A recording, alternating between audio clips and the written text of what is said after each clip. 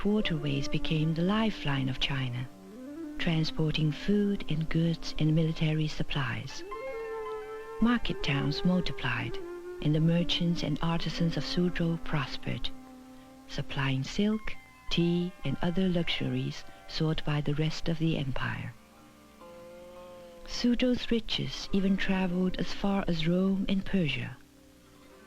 Today, the products of the region are still transported along these same waterways.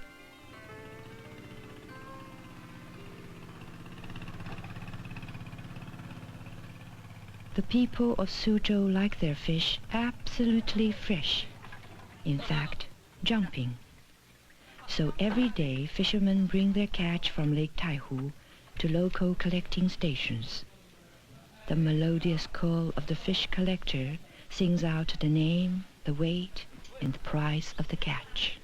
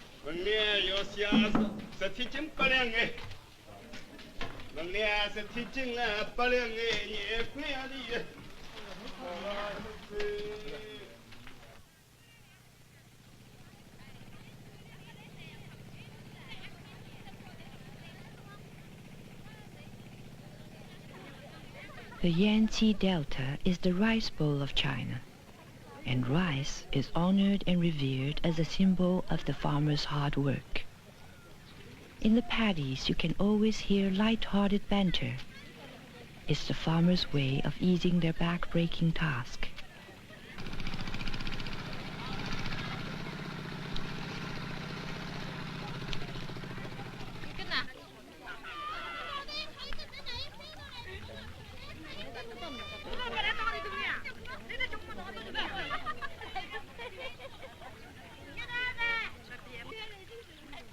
Seedlings are planted in straight rows, and lines of string are used as guides.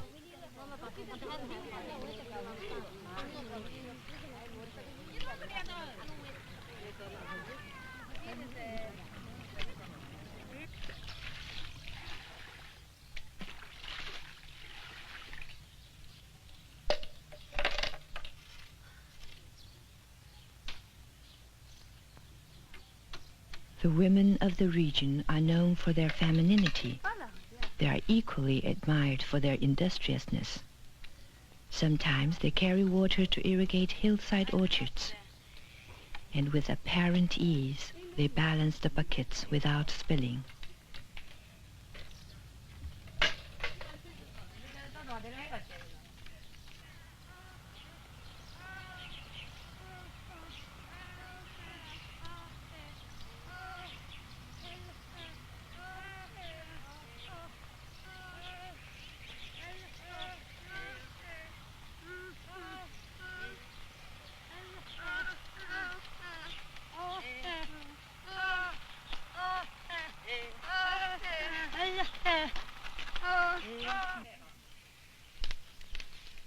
Suzhou's finest tea, Bi Luo Chun, Emerald Spring, is picked before the spring rains when only the first leaf has opened.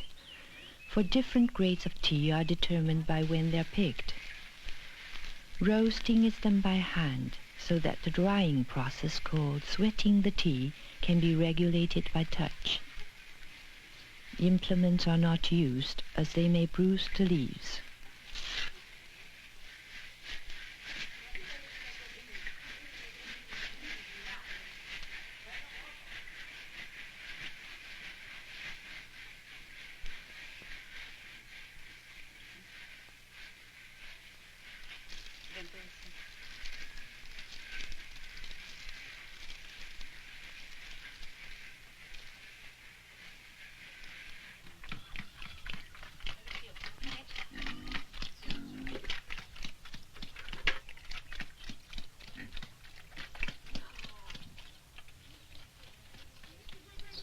The Chinese character for household evolved from the picture of a roof over a pig.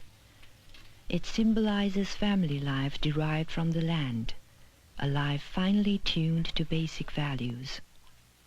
This family, like many others in China, have lived on this land for generations.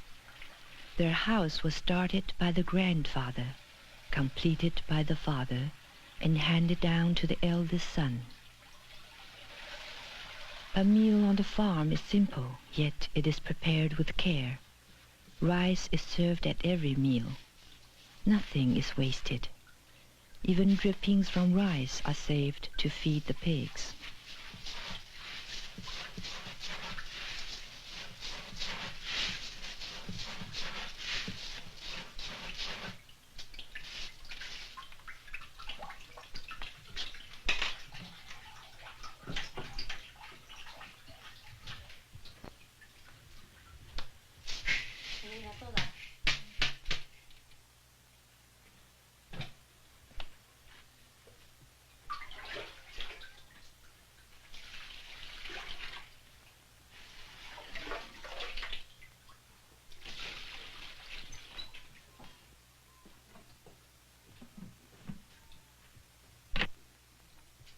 Every ingredient is selected for its color and texture as well as seasonal availability. They are gathered before cooking to ensure peak freshness.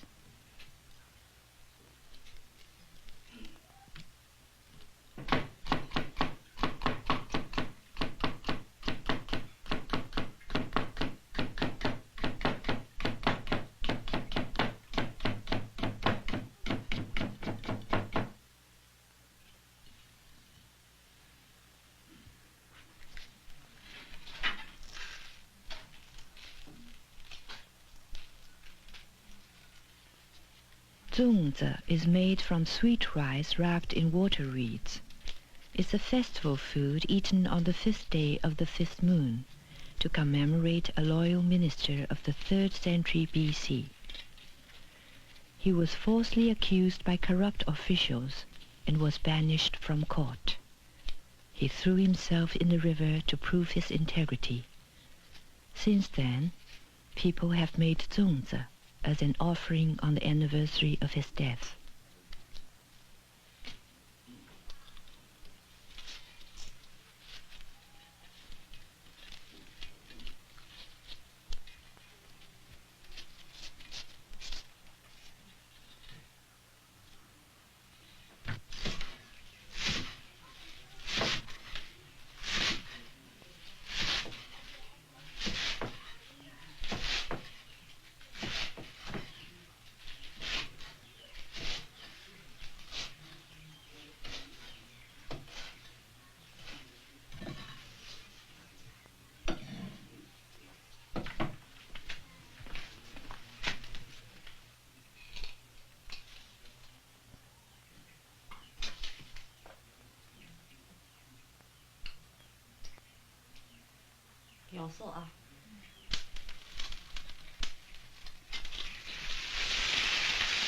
The country kitchen is simple and efficient. The wok is sunken into the earthen stove so that the flame will engulf the entire cooking surface. Fuel is scarce, so leaves and straw are used to feed the fire.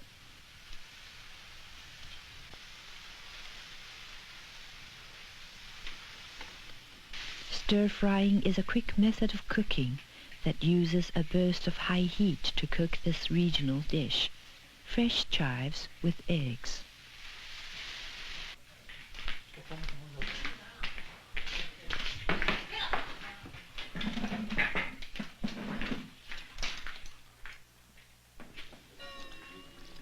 The traditional values of family unity, respect for the land and its bounty, are shared by the people of the countryside and people in the city.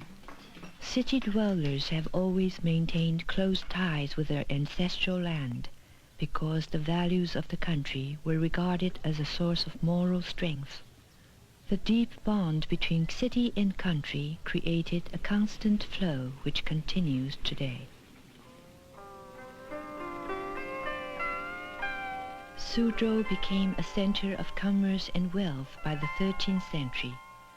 On his journey through Cathay, Marco Polo wrote, "Suzhou is a great and noble city. The people live by trades and crafts, and they make cloth of gold and silk. I tell you, they are clever, merchants and craftsmen, and they have wise men and scholars. Moreover, there are quite 6,000 bridges of stone in this city."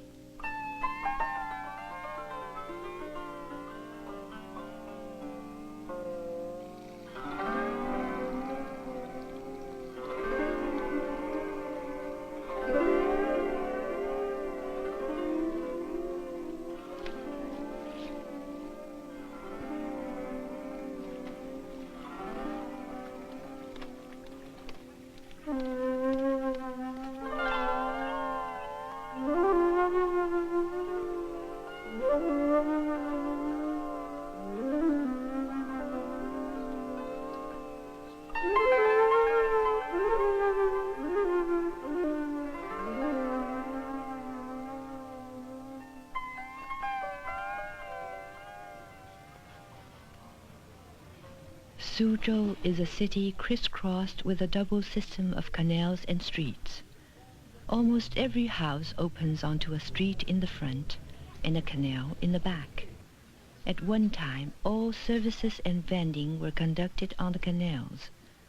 But today, the streets have been widened, and buses and bicycles outnumber boats. The main street is a favorite place to stroll and gather. It was once lined with food stalls and candy shops. Cai Zhizhai is the most famous sweet shop in town. Here you can treat yourself to candied flowers and fruits of 100 varieties. Every day fresh confections are made to satisfy the Suzhou fondness for nibbling. As part of its literary and cultural tradition, Suzhou was known for its many book and art shops, and people come here to browse.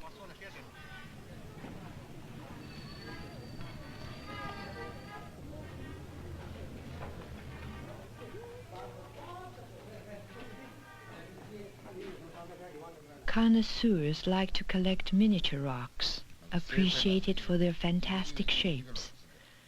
The rocks symbolize mountains and the forces of nature. Those with a metallic ring are particularly valued.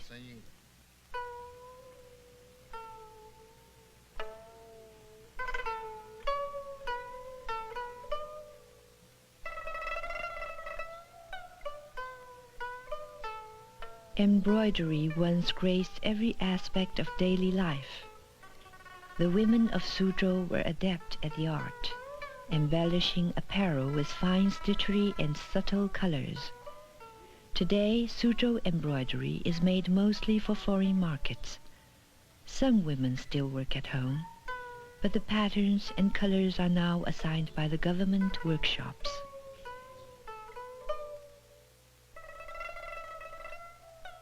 For centuries, silk was a secret closely guarded by the Chinese, until it was smuggled to Byzantium in the early Christian era. Legend has it that silkworm eggs were hidden in the headdress of a Chinese princess en route to marry a tribal chieftain. Silk making begins in the spring, when sheets of eggs are taken from winter storage to hatch in a warm room. Soon, little black worms as thin as human hairs emerge. They are transferred to bamboo trays, where they feed on mulberry leaves for a month. Fresh leaves are harvested several times a day to satisfy their voracious appetites.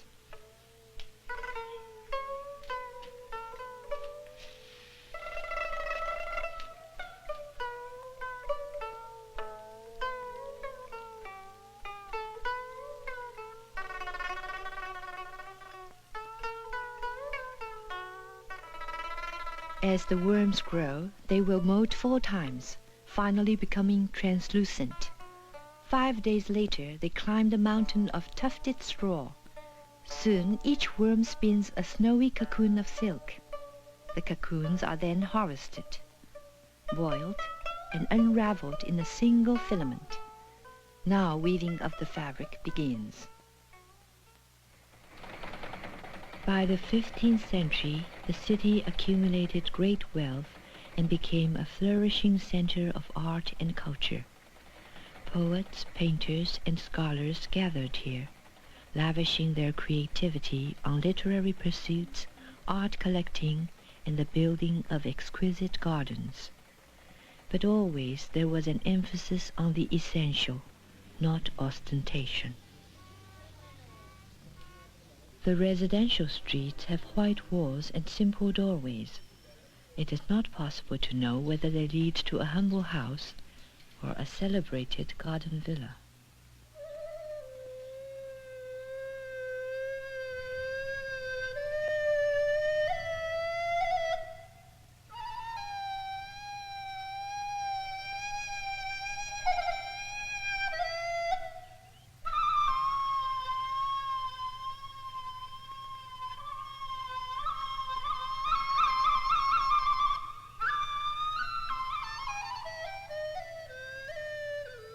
Doors and windows are like eyes, openings that provide a glimpse, but do not reveal it all.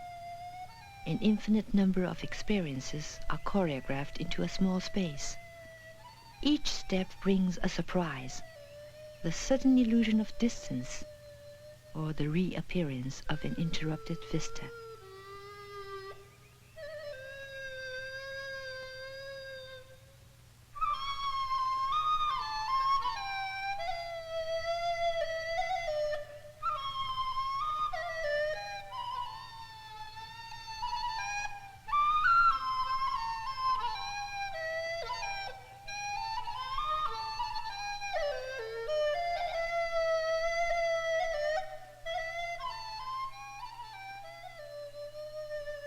The creators of these gardens were the literati, or gentlemen scholars, and officials who had retired from power. They aspired to the ideal of the simple life, and they emulated the ways of the farmer and fisherman by cultivating their own gardens. A gathering in these garden retreats was a creative event. Over free-flowing wine they inspired and challenged each other to play music, to paint, and to compose poems.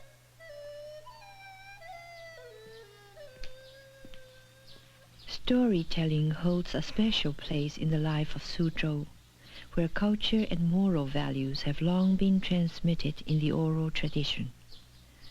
The story continues day after day, each episode ending with a cliffhanger. Epic tales are recounted by a single storyteller who is able to suggest a cast of hundreds. In this saga, a tournament is about to begin, a contest between heroes and villains. Banners are waving, trumpets blaring, and drums are beating. 宋太宗为之写下六牛山，天地庙八下8日来台，老几仆人们做来台改动。 小鸡铺包地浪向有无养为？咦！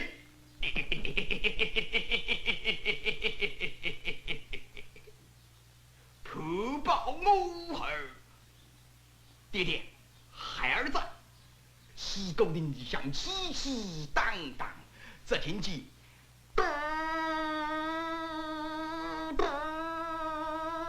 后头此起金钩齐鸣，呱呱，扑隆扑隆扑隆扑隆扑。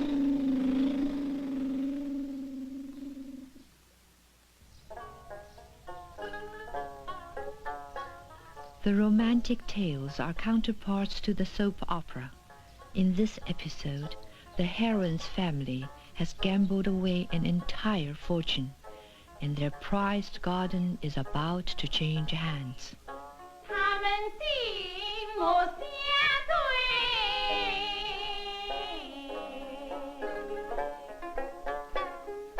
千与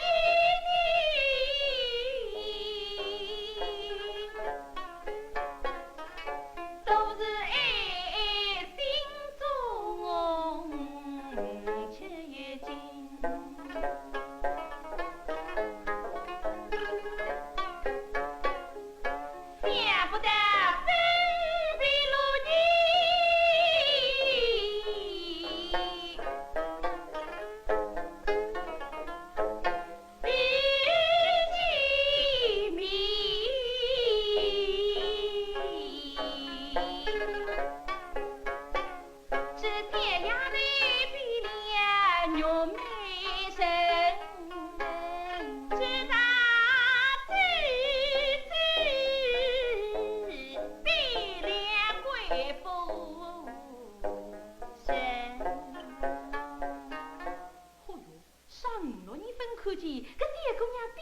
样漂亮着。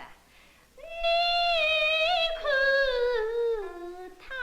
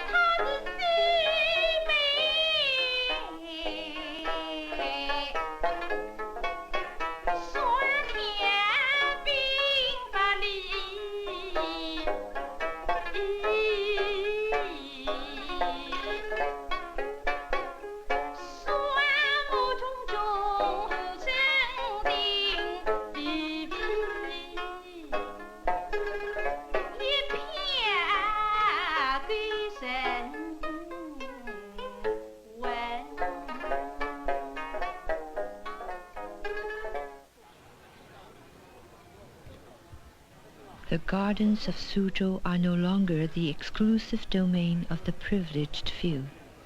After decades of neglect and the devastation of wars, they have been restored as public parks, visited by thousands of Chinese from all over the country. Every morning, Suzhou residents meet for tea drinking and indulge in their passion for conversation. The dialect of Suzhou is soft and liquid. There's an old saying, it's better to hear Suzhounese quarrel than Cantonese talk love. People delight in verbal sparring done with wit and humor. These 7 elderly gentlemen have been meeting for tea drinking every day for 40 years. Through the upheavals of foreign invasion, civil war, and the Cultural Revolution, they managed to maintain the one thread of continuity in their fellowship over a sip of tea.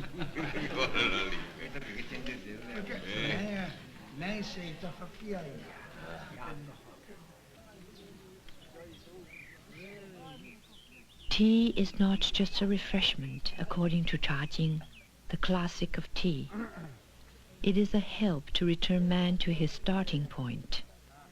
That hour of the day when the gentleman and the peasant shared thoughts and a common cheer as they readied themselves for their separate lives. Suzhou has weathered countless cycles of change, but the traditional regard for simplicity, continuity, and the essence of life remains unchanged. Sustained by a people who never cease to delight in their own ingenuity and in the most simple joys, Suzhou is more than a place. It is a state of mind, a way of life.